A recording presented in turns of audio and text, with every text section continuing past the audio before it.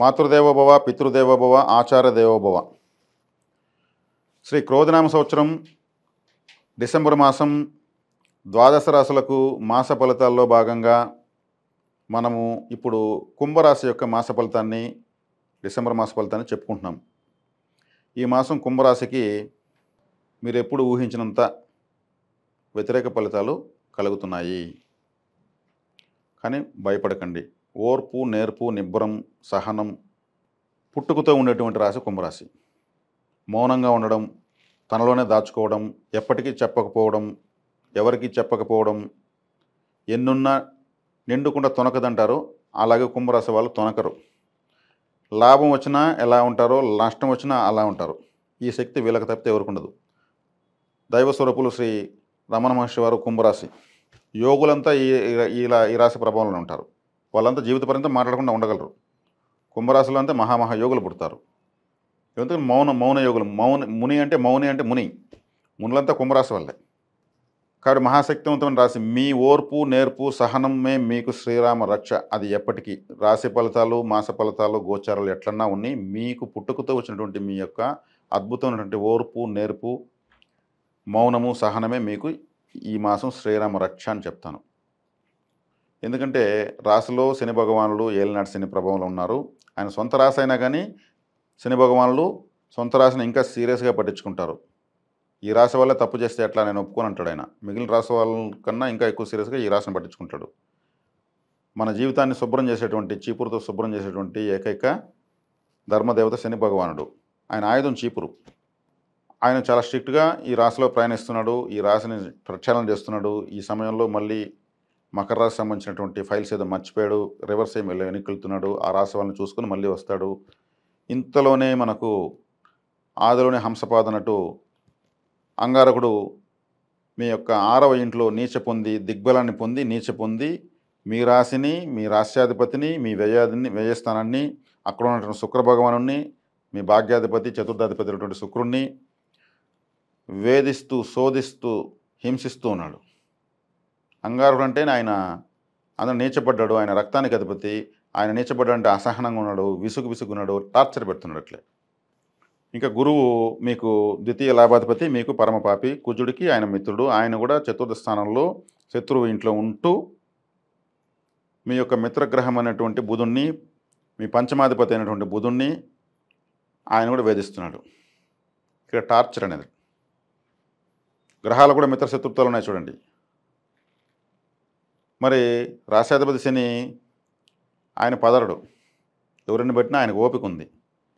అగస్త్యుల వారిలాగా, వశిష్ఠుల వారిలాగా ఆయన ఓపిక గ్రహం. 30 సంవత్సరాలకు కానీ ఒక రాశిలోకి రాడు. ఆయన ఎవరిని కేర్ చేయడు. ఫలితము ఇవ్వడు. శని భగవానుడు ఖచ్చితంగా ఫలితం ఇవ్వడు. ఇవ్వకుండానే జీవితాన్ని నేర్పిస్తాడు. జీవితాన్ని నేర్పించే గ్రహం. ఇవ్వకుండానే జీవితాన్ని నేర్పిస్తాడు. జీవితం నేర్పించి ఎప్పుడు వస్తుంది? మనకేమి రానప్పుడే మనం నేర్చుకుంటాం. ఏదో వస్తూ ఉంటే నేర్చుకోం. వస్తూ ఉంది కానీ కూర్చొని తింటాం. అన్ని గ్రహాలు జీవితం ఇస్తాయి. శనిగ్రహం జీవితాన్ని ఇస్తుంది. జీవితాన్ని ఇచ్చే గ్రహమే ధర్మదేవత. నీకు ధర్మం ఏది, సూక్ష్మం ఏది, జీవితం అంటే ఏంది, కష్టం అంటే ఏమి అన్నీ నేర్పిస్తాడు. అప్పుడు మీకు ఇస్తా కూర్చుంటే మీకేం తెలీదు. ఊరికే వస్తే విలువ తెలియదు. అదేదో కష్టపెట్టి వస్తే ఆయన నోటి మీద మాత్రం కొట్టాడు, వీపులో తడతాడు. ఆయన వెళ్తూ కడిగిన ముత్యంలా మీ జీవితాన్ని మీకు చేతిలో పెట్టి ఇలా బతుక్కోనాయన అని చెప్పి వెళ్తాడు. అజ్ఞాతంలోకి పంపిస్తాడు, అరణ్యవాసం పంపిస్తాడు, అవమానాల పాలు చేస్తాడు, వీధుల పాలు చేస్తాడు, అన్నీ చూపిస్తాడు. అనుకూల శత్రువులు ఎవరు, ప్రతికూలు ఎవరు, రహస్య శత్రువులు ఎవరు, ఎవరు నటిస్తున్నారు, నిజంగా మన మీద ఎవరికి అభిమానం ఉంది, అవన్నీ చూపిస్తాడు ఆయన. చూపించి ఆ బాధలు పెట్టి ఎవరు శాశ్వతం కాదు, ఏది శాశ్వతం కాదు, ధర్మం ఒకటే శాశ్వతం అని నిరూపించి వెళ్తాడు. అందుకే మనం శనిగ్రహం అంటే భయపడతాం. కానీ ఆయన నవ్వుకొని గమ్మున వెళ్ళిపోతాడు. ఆ ట్రైనింగు, ఆ కోచింగు, ఆ టీచింగు ఎవరు ఇవ్వరు. కాబట్టి మీకు ఇప్పుడు చాలా తీవ్రమైన కోచింగ్లో ఉన్నారు కుంభరాశి వాళ్ళు. మీ కోచింగే మీ అదృష్టం అనుకోండి. కాపాడటానికి మీకు మీ సహనమే మీకు శ్రీరామ రక్ష. కుంభరాశి వాళ్ళు చెప్పకుండా చాలా విషయాలు చేస్తారు. ముఖ్యంగా భార్యకి చెప్పకుండా చేస్తారు, తల్లికి చెప్పకుండా చేస్తారు. అక్కడనే మీకు ఎక్కువ సమస్యలు వస్తుంటాయి. అవి ఇప్పుడు బయటపడతాయి. ఒక ₹100 నష్టం ఉంటే వాళ్ళు అడిగితే వాళ్ళకి తెలిసి అడిగితే ₹20 అంటారు. మళ్ళీ గట్టి అడిగితే ఒక 30 అంటారు. మళ్ళీ గట్టి అడిగితే ఒక 40 అంటారు. ₹100 మాత్రం చెప్పరు. ఏం పూర్తిగా వీళ్ళకెందుకు చెప్పాలనుకుంటారు వాళ్ళు. నష్టమే వచ్చింది ఆయనతో ఏమైపోతుంది అనుకుంటారు. కానీ అక్కడ సమస్యలొస్తాయి. మాకు చెప్తే ఏమి నీకు అని అంటా ఉంటారు వాళ్ళు ఇంట్లో. ఇదే కుంభరాశి వాళ్ళతో వాళ్ళేదో చెప్పరు కాబట్టి అక్కడే సమస్యొచ్చేస్తుంది. చెప్పి చేయడం వల్ల ఏ సమస్య రాదు. కానీ చెప్పాలంటే వాళ్ళకు మనసు రాదు. వాళ్ళు దాచినంతగా రహస్యాన్ని ఎవ్వరు దాచలేరు. జీవితాంతం చనిపోతూ జన్మ కంప్లీట్ చేసి కూడా ఎన్నో రహస్యాలతో చనిపోతారు వాళ్ళు. వాళ్ళు చెప్పాలనుకుంటేనే చెప్పగలుగుతారు. లేదంటే చెప్పరు వాళ్ళు. ఈ రాశికి ఇప్పుడు మీ పుట్టుకతో వచ్చిన లక్షణమే మీకు శ్రీరామ రక్ష అని చెప్పొచ్చు. మీకు మరింత శుభ ఫలితాలు ఈ శత్రు గ్రహాల తాకడం తట్టుకోవాలి అంటే మీరు కాలభైరవ ఆరాధన చేయాల్సిందే. ఎందుకంటే కాలభైరవుడు అంటే గడియారం. కాలాన్ని ముందుకు తిప్పగలడు, వెనక్కి తిప్పగలడు, ఆపేయగలడు. మీ రాశ్యాధిపతి అయిన శనేశ్వరుడు ఏలినాటి శని ప్రభావం ఉంది కాబట్టి శనేశ్వరుడు యొక్క గురువు కాలభైరవుడు. మరి శనేశ్వరునికి అభిషేకాలు అర్చనలు చేస్తే ఆయన ఏం చేయడు. అంటే నన్ను ఏమార్చేస్తే నేను ఏమారిపోతున్నా, ఏమారిపోయే పనంటే నేను నా వృత్తి ధర్మం ఏం కావాలంటాడు. కాలభైరవుని పట్టుకుంటే ఆయన చెప్పినట్టు వింటాడు. గురువు మాట శిష్యుడు వినాల్సిందే. మరి కాలభైరవుడి కోసం కాశీకి వెళ్ళాలన్నా 50,000 ఖర్చు పెట్టుకుని అవసరం లేదు. కాలభైరవ క్షేత్రం ఎతకాలని అవసరం లేదు. కాలభైరవ చక్కగా నేర్చుకోండి. 8 శ్లోకాలు కాలభైరవ అష్టకం ప్రతిరోజు వినండి, నేర్చుకునేయండి. అదేవిధంగా వీధి కుక్కలకు ఫుడ్ ఇవ్వండి చాలు. కాలభైరవుడు ఒక వాహనం. ఇమీడియట్ కాలభైరవుడు యాక్టివేట్ అయిపోతాడు. కుక్కను మించినటువంటి అద్భుతమైనటువంటి జీవి ఈ సృష్టిలో లేదు. ₹1 ఇచ్చి మీరు ఒక బోండా వేశారంటే 10 సంవత్సరాల తర్వాత కనిపిస్తే గుర్తుపట్టేస్తుంది. మిమ్మల్ని ఒళ్ళంతా నాకేస్తుంది. ఇంకా దాని అభిమానాన్ని మనం తట్టుకోలేము. అంత గొప్ప జీవి కుక్క.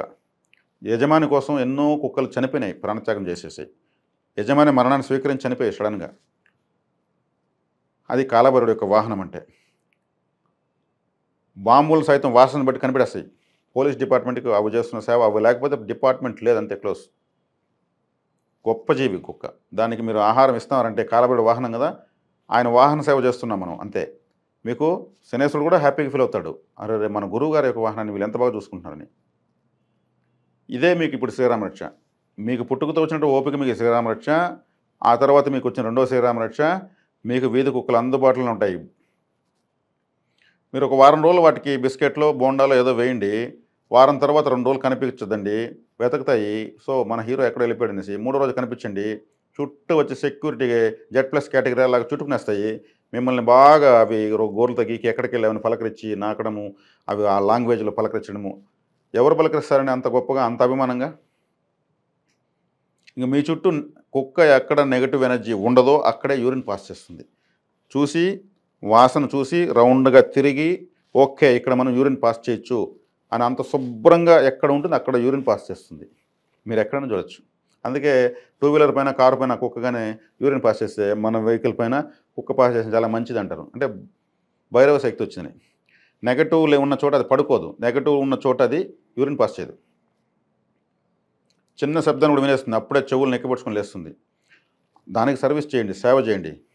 ఏలినాటి శని హాంఫర్ట్ అయిపోతుంది. మాస ఫలితాల్లో ఏదేదో చెప్తాను, ఏదేదో అంటూ ఉంటారు. నేను చెప్పేదంతా మీకు ఖచ్చితంగా మీ సమస్య పైన టార్గెట్ చేసి ఖచ్చితమైనటువంటి దేవతా పరిహారాన్ని మానసికంగా మిమ్మల్ని ప్రిపేర్ చేస్తూనే నేను చెప్తాను. నాకు ఇదే ఇష్టం. నేను అలాగే నేర్చుకున్న జ్యోతిష్యం. కాబట్టి మీకు అన్ని గ్రహాలు వ్యతిరేకమండి. ఇప్పుడు మీకు 9 గ్రహాలు వ్యతిరేకమైన ఏకైక రాశి కుంభరాశి. అయినా కానీ నిశ్చింతగా ఉండగలిగేటువంటి మార్గం నేనైతే చెప్పాను మీకు, కాలభైరవ ఆరాధన. అందుకే కుక్కను మీరు ఆరాధించుకున్నారంటే మీ దగ్గర నెగిటివ్ ఉండదు. నెగిటివ్ ఉండదంటే ఏ గ్రహం యొక్క నెగిటివ్ మీకు తాకదు. బాస్ ఎవరు? కాలభైరవుడు. ఆయన సృష్టికత బ్రహ్మనే పనిష్మెంట్ ఇచ్చాడు ఆయన, కాలభైరవుడు. ఆయన అందుకనే పుట్టాడు. కాశీకి కాలభైరవ ఆరాధన, కాశీ కోసం మీరు వెళ్ళొద్దండి. హ్యాపీగా కాలభైరవుడు మనకు ప్రతి గ్రామాన్ని, ప్రతి ఇంటిని రక్షిస్తూ ఉంటాడు. బాగా ఫుడ్ ఇవ్వండి వాళ్ళకి, ఆవిడకి, ఆ కుక్కలకి ఇవ్వండి. వీధి కుక్కలకు, మనం పెంచుకునే కుక్కగానే వీధి కుక్క ఇవ్వడం. అవి తిరుగుతూ ఉంటాయి పాపం. ఫుడ్ కోసమే బతికి, ఫుడ్ కోసమే చనిపోతాయి అన్ని జీవులు. మనిషే అన్ని వేల లక్షల కోరికలు. వాటికి తిండి, నిద్ర, ఆహారం, ఇంతకు మించి లేదు. విశ్వాసంగా ఉండడం అంతే. 4-5 విషయాలతో క్లోజ్ అవుతుంది. కానీ చాలా విశ్వాసం గలది. కాబట్టి ఈ కుంభరాశి వాళ్లకు చక్కటి పరిహారం, మీరు భైరవారాధన, భైరవాష్టకం చదువుకుంటూ, వీధి కుక్కలకు సేవ చేసుకుంటూ, వీధి కుక్కలకు శనివారం రోజు గోధుమ రొట్టెల్లో వంకాయ కర్రీ చేసి పెట్టడం చాలా మంచిది. శనివారం శనిగ్రహానికి సంబంధించింది.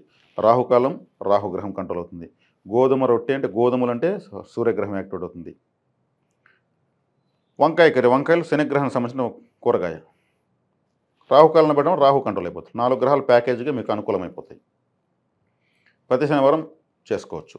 ఇప్పుడు ఏలినాటి శని జరుగుతుంది కాబట్టి మీకు ఇది చక్కటి పరిహారం.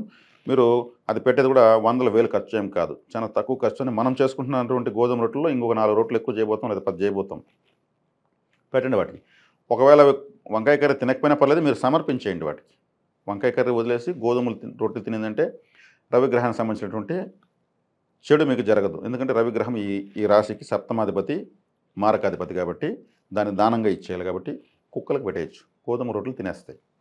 శనివారం ఇవ్వడం వల్ల శనిగ్రహ అనుగ్రహం జరుగుతుంది. రాహుకాలంలో కూడా రాహు యొక్క అనుగ్రహం జరుగుతుంది. ఫుడ్డు అనేది రాహు, ఏ ఫుడ్ అయినా సరే. కాబట్టి ఇక ఈ రాశి వాళ్లకు ఈ మాస ఫలితాలను నేను చెప్పాను. తర్వాత వీళ్ళు జీవితాంతం డబ్బులు కావాలంటే తమ యొక్క 2వ రాశి అయినటువంటి మీనరాశిని బలపరుచుకోవడం వల్లనే డబ్బులు వస్తుంది. ఎప్పుడు దాన్ని యాక్టివేట్ చేస్తూనే ఉండాలి. ఎక్కడ మనం దేన్ని యాక్టివేట్ చేస్తే మనకు డబ్బులు వస్తుందో దాన్ని చేసుకుంటా ఉంటే చాలా. ఇది మీకు చెప్పిస్తున్నాను, మీరు హ్యాపీగా చేసుకోవచ్చు. మీనరాశిని బలపరచాలంటే మీనరాశి అనేది జలరాశి, సముద్రము, షిప్స్, ఓడలు. అనంత పద్మనాభ స్వామి నీటిపైన తేలియాడేటువంటి దేవుడు అనంత పద్మనాభ స్వామి, సముద్ర తీరంలో ఉన్నటువంటి సుబ్రహ్మణ్యేశ్వర స్వామి, అదేవిధంగా జల తీరాల్లో ఉన్నటువంటి అన్ని ఆలయాలు కూడా వస్తాయి. విజయవాడ కనకదుర్గ, కాళహస్తి, క్రిస్టియన్స్ అయితే వేలాంగణి చర్చ్ వాళ్ళకు ఫేవర్గా అవుతుంది. కాబట్టి జల తీరాల్లో ఉన్నటువంటి దేవత పరిహారం మీరు చేసుకోవచ్చు. ఒక పెద్ద షిప్పు బొమ్మను తెచ్చి మీరు షోకేస్లో పెట్టుకోవచ్చు, ఫోటో పెట్టుకోవచ్చు. మీనరాశి అంటేనే సముద్రం. 2 చేపలు ఉన్నటువంటి డాలర్ని మీరు లాకెట్గా ధరించవచ్చు. ఒకటి పైకి ఒకటి కిందికి ఉంటుంది. ఈ విధమైన పరిహారాలు మీరు చేస్తూ ఉంటే ఈ రాశిని యాక్టివేట్ చేయని చెప్పిన కానీ మీకు ఏది వీలైతే అది చేస్తూ రండి.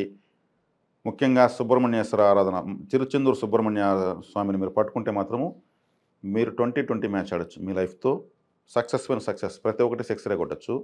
మీరు వెళ్ళి వస్తే మీరు కామెంట్ పెడతారు. వినడంతో ధైర్యం వచ్చింది, రిలాక్స్ అయ్యారు, లాజిక్ దొరికింది. ఒకసారి ఆ ఆలయానికి వెళ్ళి వచ్చేది, నెలకోసారి వెళ్ళి వచ్చారంటే మీకు డబ్బులు వస్తూ ఉంటుంది. 3 నెలలకోసారి నెల నెలలు ఇస్తూ ఉంటే మీకు ఆటంకాలు పోతూ ఉంటాయి. అప్పులు ఎంటుకుంటాయి, ఉండవు. డబ్బులు వస్తే అప్పులు ఉండవు. వచ్చిండేమో అప్పు కట్టాలి. అప్పు కట్టకుండా మీరు గుమ్మన ఉంటే అది కుదరదు. మళ్ళీ డబ్బు ఆగిపోతుంది. అంటే ఫైనాన్షియల్ మ్యాటర్ని కరెక్ట్గా ఆడిటింగ్ చేసుకోవాలి మీరు. లక్ష్మీదేవి కూడా మనం కరెక్ట్గా తీసుకున్న వాళ్ళకి ఎక్కిపోతే ఆమె కూడా కోపం వచ్చి ఆగిపోతుంది. తను ఆపకూడదు. కాబట్టి జీవిత పర్యంతం మీరు ఈ పరిహారాలు చేసుకోండి. ఈ మాసం పరిహారాలు మీరు ఏలినాటి శని కూడా నడుస్తుంది కాబట్టి కుక్కలకు ఎక్కువగా ప్రేమించండి, దగ్గర అవ్వండి. అవి నెగిటివ్ ఉన్న చోట ఉండవు. మీ దగ్గర ఉన్నాయంటే మీ దగ్గర నెగిటివ్ ఉండదు. ఏలినాటి శని కూడా పనిచేయదు. పక్కా దీంట్లో మీరు చాలా ధైర్యంగా ఉండొచ్చు. చక్కటి పరిహారాన్ని, ఖర్చులేని పరిహారాన్ని మీకు కుంభరాశి వాళ్ళకి ఇచ్చాను. సంతోషంగా ఉండండి. శుభం.